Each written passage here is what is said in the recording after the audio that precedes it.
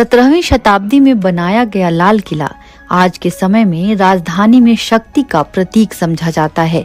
अंग्रेजों ने भी इसकी महत्ता को तब समझा जब 1857 की क्रांति के समय यह विद्रोह का केंद्र बन चुका था। बाद में ब्रिटिश राजा ने यहाँ दिल्ली दरबार लगाया। आजादी के बाद जब तिरंगा फहराया गया तो यहाँ एक परंपरा बन गई। तो आइए हम बताते हैं लाल किले की उस सबसे खास जगह की कहानी जहां से देश के पीएम भाषण देते हैं। लाल किले में एक झरोखा हुआ करता था। लोगों का अभिवादन स्वीकार करने के लिए हिंदुस्तान के शासक उस झरोखे पर आते थे। इतिहासकारों ने इसे झरोखा दर्शन कहा है। आखिरी मुगल बादशाह बहादुर शाह जफर को बर्मा भेजने के साथ ही अंग्रेजों ने पूरी तरह से भारत पर कब्जा कर लिया था। 17वीं शताब्दी का यह किला 1857 से पहले मुगलिया सल्तनत का मुख्य पैलेस हुआ करता था। ईस्ट इंडिया कंपनी के जरिए अंग्रेज शासन करने लगे थे। बाद में 1911 में जॉर्ज पंचम और क्वीन मैरी भारत आए तो उन्होंने भारतीयों के भीतर राजा वाली फीलिंग पैदा करने के लिए लाल किले की बालकनी पर आने का फैसला किया।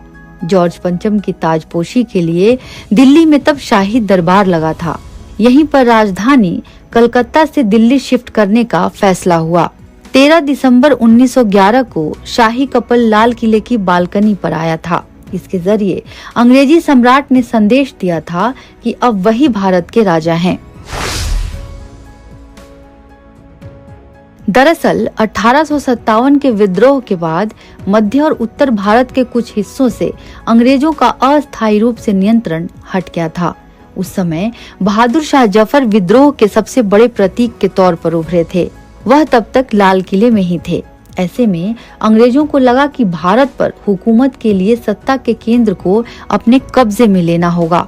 यही कारण था कि जॉर्ज पंचम और क्वीन मैरी लाल किले के झरोखे पर आए। लेकिन आजादी मिलने के बाद लाल किले की प्राचीर से अंग्रेजों का झंडा उतारकर तिरंगा फहराया गया और इसके साथ ही लाल किला भारत की सत्ता का केंद्र बन गया। 1947 से हर साल किले के प्राचीर से भारत के प्रधानमंत्री झंडा फहराते हैं और देश को संबोधित करते हैं। उनका संबोधन आने वाले वर्षों में देश की दिशा और दशा का ब्यौरा होता है। आजादी के आंदोलन में प्राणों की आहुति देने वाले वीरों के बलिदान को याद करते हुए सरकार के मुखिया हर साल यहाँ से ध्वजारोहण करते हैं। पहले प्रधानमंत्री पंडित नेहरू ने लाल किले के लाहौरी गेट के ऊपर राष्ट्र ध्वज फहराया था। इसके बाद आगे के वर्षों में लाल किले की प्राचीर पर तिरंगा फहराना और देश को संबोधित करने की परंपरा